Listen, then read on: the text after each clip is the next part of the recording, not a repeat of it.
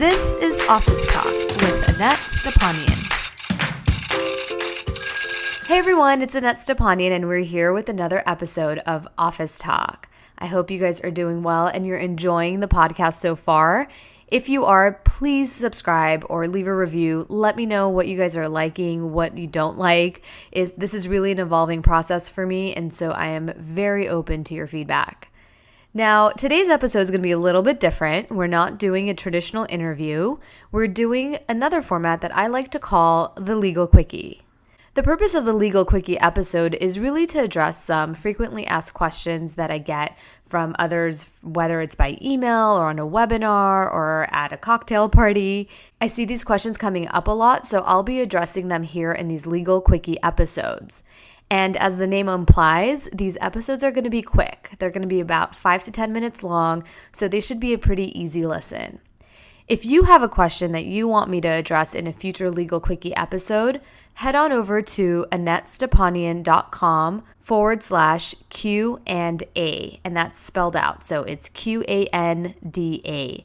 And there's a form on there. You can submit your question and maybe I'll address it in a future episode. Before we get started, I do have to let you know a little disclaimer. Anything that we discuss that's legally related here is basically for your informational and educational purposes only. It doesn't create an attorney-client relationship between me and you. And don't just go off of what we talk about in this episode. If you have a specific question, make sure to contact a lawyer who's authorized to practice law in your state, because the rules are going to vary from state to state and based on your particular circumstances. So now that we have that disclaimer out of the way, I wanted to address a question that comes up a lot.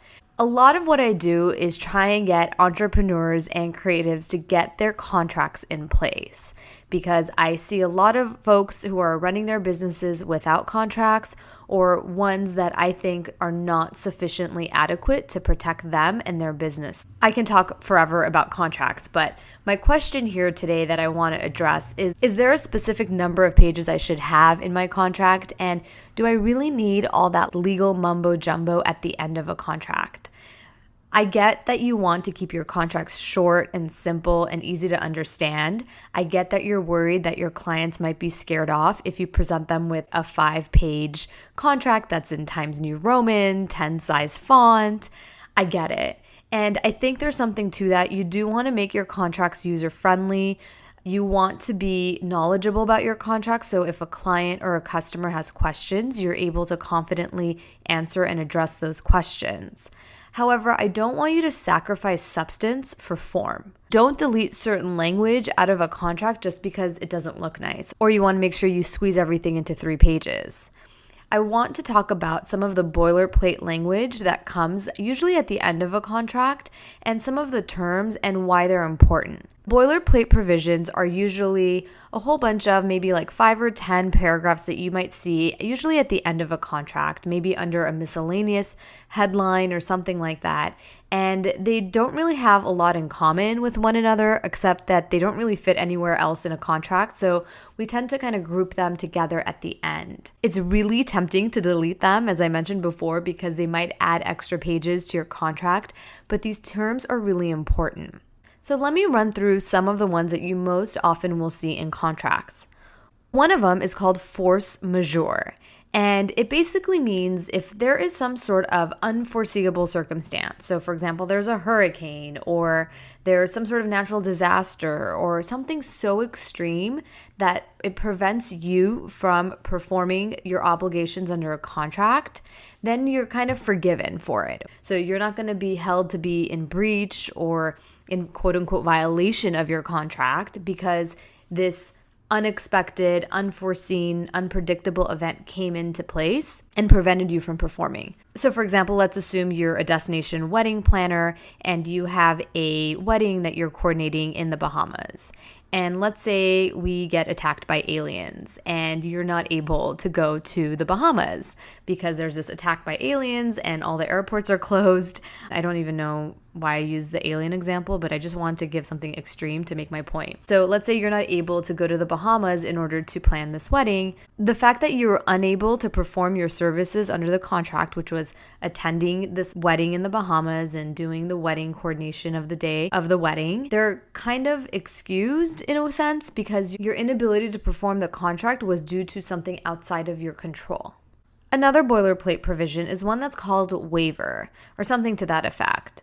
Basically, this permits the parties to a contract to give up the right to sue each other for breach of a particular provision of an agreement without giving up any future claims regarding that same provision. Okay, so what does that really mean? Let's say you're a graphic designer and your clients are required to pay you the first of the month, or else they're going to be charged a late fee. The client on the first month fails to pay on the first of the month. So you say, okay, I'm going to forgive it this time because, we're still kind of getting in the swing of things. It's totally cool. I'm not going to charge you a late fee. Well, what happens if the second month they're also late? If you go ahead and charge a late fee, your client can come back and say, wait a minute, you failed to enforce the late fee provision the first time around, so therefore you shouldn't be able to enforce it the second time around. By having a waiver provision, you're saying anytime I don't enforce a right that I have under the contract, it doesn't prevent me from enforcing it again in the future. Severability is also another one that comes into a contract. This permits a court to sever or take out an invalid or illegal provision and still keep the rest of the agreement intact. For example, let's say you have a contract and it includes some sort of illegal provision. So let's say you have a non-compete clause in there and that has been held to be illegal in your state. By having a severability clause, what the judge will do is then take out that illegal provision, which in this example is that non-compete clause, and then interpret the contract assuming as if that invalid provision was never there. So that's super important to have as well. And finally, there's a provision called a choice of law and or jurisdiction clause. So they're technically two different ones. The first one is choice of law. This provision says which states' rules and laws are going to govern the interpretation of this contract in the event of a dispute. Now, a jurisdiction clause is a little bit different. That one identifies in which state and county a lawsuit must be filed. So it's going to dictate the venue in which a lawsuit or a dispute is going to be resolved. Now, most people are going to choose a venue or a jurisdiction that is easily accessible to them. So if you have a business in Los Angeles, then you're probably going to pick a jurisdiction clause that says that any dispute is going to be resolved in Los Angeles County, California. The reason for this is it's a lot easier for you to access. Let's say you do go to court or maybe you're going to mediation. It's much cheaper for you to go somewhere that's local than it is to fly to a different state. So there you go. These are just some of the boilerplate provisions that you want to be aware of and really understand before you're tempted to delete them out of your contract. If you have more questions or you want to learn more about contracts, head on over to my website at AnnetteStepanian.com, where you'll find contract templates, video trainings, and much more, all about contracts and business and law and all that good stuff. I hope you enjoyed this Legal Quickie episode. Again, if you have any feedback for me, please leave a review, please subscribe, or head on over to AnnetteStepanian.com/Q&A to let me know what you think. I really appreciate it, and I can't wait to talk to you later.